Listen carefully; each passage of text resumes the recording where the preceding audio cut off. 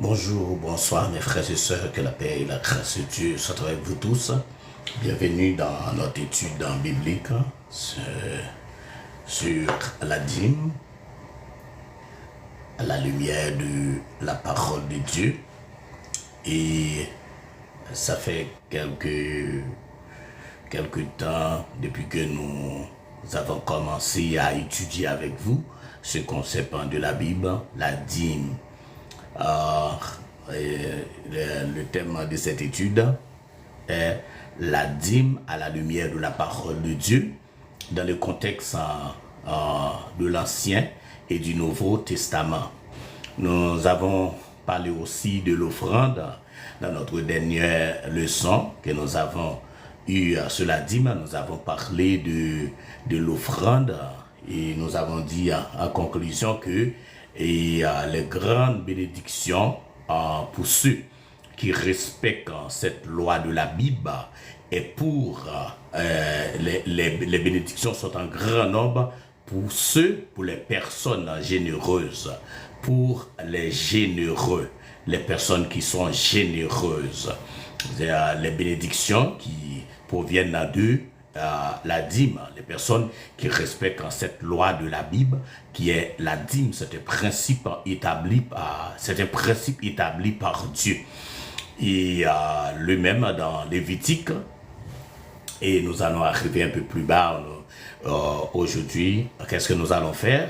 Nous allons faire un peu de pratique, nous allons faire ce qu'on appelle l'application de ce que nous avons vu la dernière fois sur la dîme à la lumière de la parole de Dieu. Bienvenue à tous et à toutes. Je vous demande de partager cette étude à d'autres personnes. Et aujourd'hui, nous allons faire la pratique et en ce qui concerne la dîme, nous allons faire l'application de ce que nous avons déjà étudié. Il est recommandé de la préparer dès que vos revenus arrivent. Quand est-ce qu'on doit préparer la dîme pour donner à l'église? Est-ce que c'est en arrivant à l'église, on fouille dans nos sacs pour trouver de quoi donner et dans l'église? Non, c'est pas comme ça fonctionne. La dîme se préparait d'avance. On prépare la dîme d'avance lorsque nos revenus arrivent à la maison. La première chose à faire est de préparer notre dîme. Le Seigneur doit être servi en premier. Et c'est ce que je vous ai enseigné. Et si vous faites de Dieu, si Dieu est premier dans votre vie, alors tout ce que vous faites pour Dieu doit passer en premier. Alors, la priorité dans votre famille, dans votre vie, doit être Dieu. La priorité dans la vie de vos enfants, de votre foyer. Et la priorité, Dieu doit être en premier en tout. Placez votre dîme à part pour la réunion suivante de l'église. Lorsque vous programmez pour se rendre à l'église, on se programme pour se rendre à l'église, alors on préparait notre dîme à l'avance. Amen. L'église, pour sa part, une fois la dîme est donnée, l'église, pour sa part, doit régler toutes ses charges sans retard afin de garder un bon témoignage. L'église ne doit pas garder l'argent de la dîme sans faire quelque chose avec. Par exemple, si vous avez une promesse, un projet en cours pour l'église et que le peuple de Dieu, le Dieu contribue pour ce projet, alors vous avez pour devoir, les leaders ecclésiastiques ont pour devoir d'exécuter le projet, sinon l'église va attirer ce qu'on appelle, parce que l'église doit garder en tout temps un bon témoignage. L'église ne doit pas attirer de soupçons. Amen. L'église ne doit pas attirer de soupçons. Nous sommes dans la pratique aujourd'hui, dans notre étude concernant la dîme, à la lumière de la parole de Dieu. Et toute dîme de la terre, soit des récoltes de la terre, soit du fruit des arbres, appartient à l'Éternel. C'est une chose consacrée à l'Éternel, selon Lévitique 27 en verset 30. À ce moment, il y a des gens qui vont dire, mais Lévitique est dans la loi. Oui, Lévitique est dans la loi, mais Dieu existe encore aujourd'hui. Il y a d'autres personnes qui vont dire, mais la loi a été donnée au peuple d'Israël. Oui, la nation d'Israël, le peuple d'Israël est le peuple choisi de Dieu. Mais Dieu a un autre peuple, a un nouveau peuple. Mais la Bible dit dans Lévitique 27, toute dîme de la terre, soit les récoltes de la terre, soit du fruit des arbres, appartient à l'Éternel. C'est une chose consacrée à l'Éternel. Alors tout ce que nous possédons, à Dieu a une partie dans ce que nous possédons. Amen. Alors, honore l'Éternel de ton bien et des prémices de tout ton revenu, et tes greniers seront remplis d'abondance. Amen. Si vous en avez quelqu'un dit, bon, l'Éternel va vous bénir, les bénédictions de l'Éternel qui enrichit, la bénédiction, c'est la bénédiction de l'Éternel qui enrichit, et elle ne la fait sur aucun chagrin. Oui, c'est vrai. Mais, quand on honore l'Éternel avec notre bien, et des prémices de tout notre revenu, et nos greniers seront remplis d'abondance, la Bible dit. Et tes cuves regorgeront de mou. Proverbe 3, versets 9 et 10. Alléluia. Si vous voulez que votre grenier soit rempli d'abondance, alors vous devez donner à l'Éternel ce qui est à l'Éternel. Amen.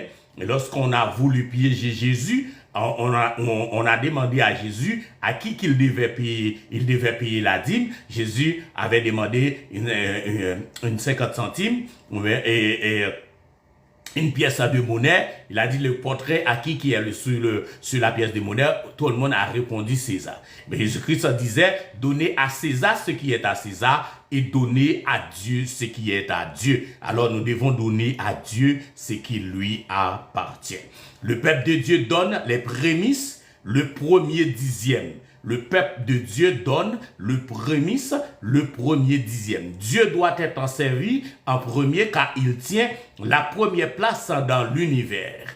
Alors assurément, il y a des gens qui disent, mais pourquoi il enseigne la dîme? Mais je vous ai dit qu'au ministère de la croix, nous faisons notre priorité, l'enseignement de la parole de Dieu. Alors tout ce qui concerne l'église, les églises locales, dans le ministère de la croix, je vais aborder ces thèmes-là, enseigner la parole de Dieu. Nous mettons l'accent sur la parole de Dieu. Amen.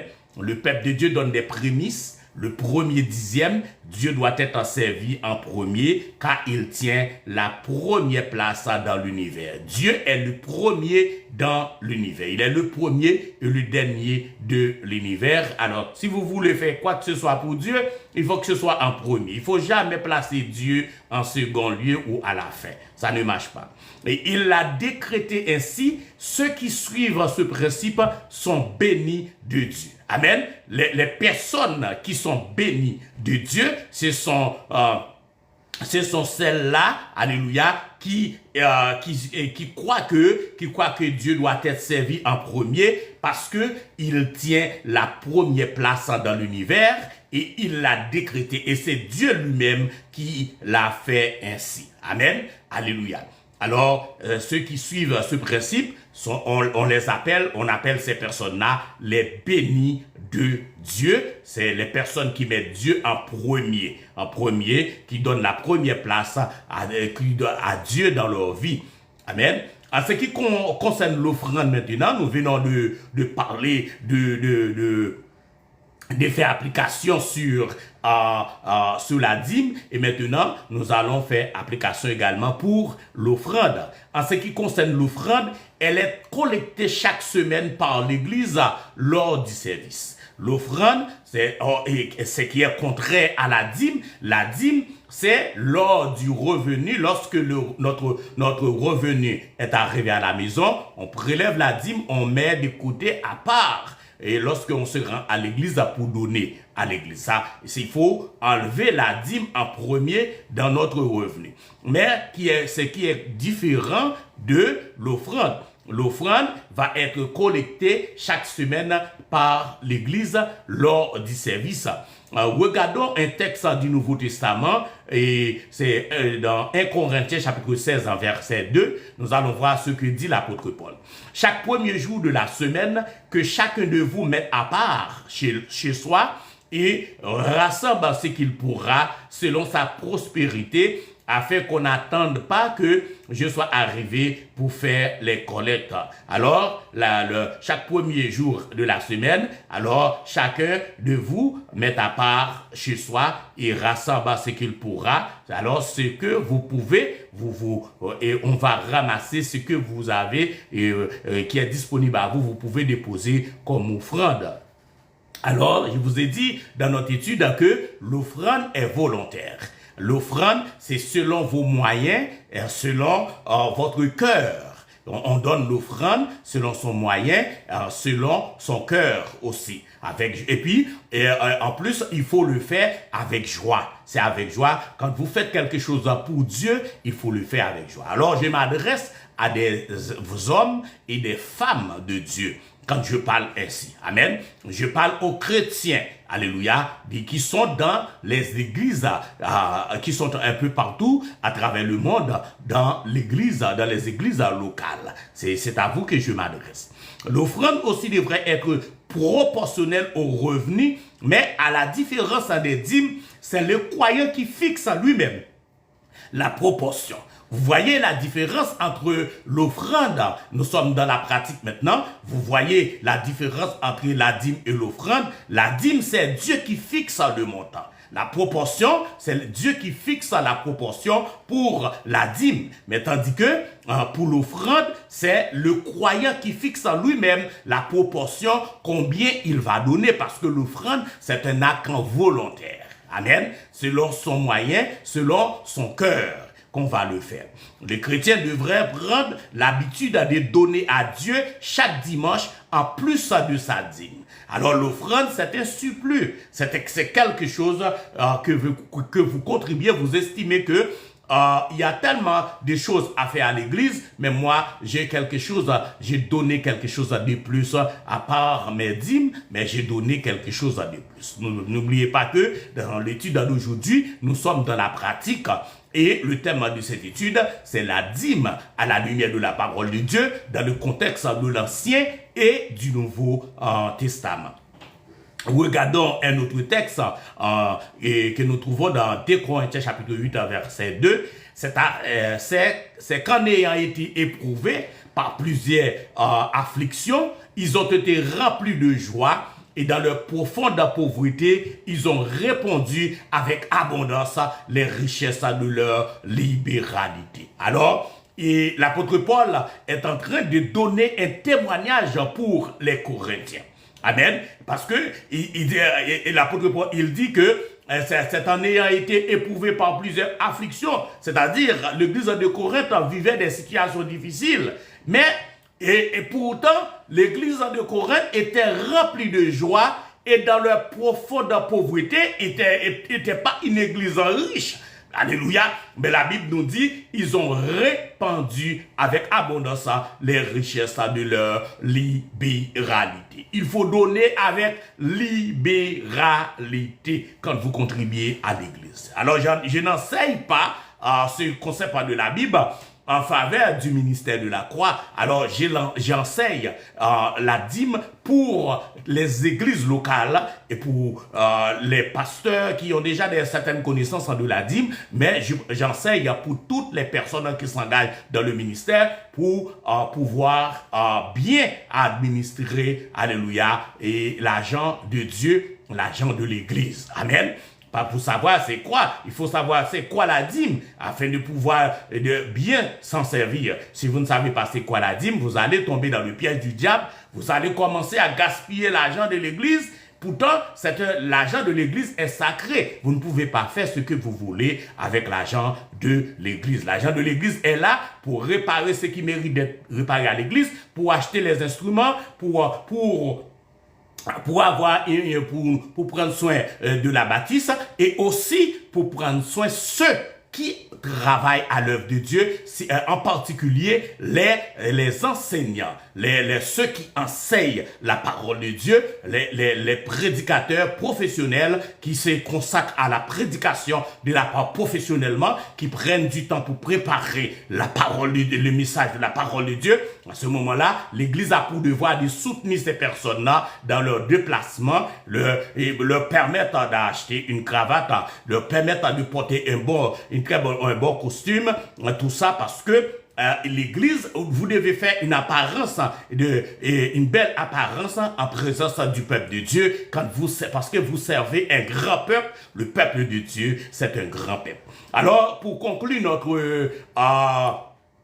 notre pratique concernant la dîme que nous sommes en train de faire aujourd'hui, nous allons conclure l'application que nous sommes en train de faire.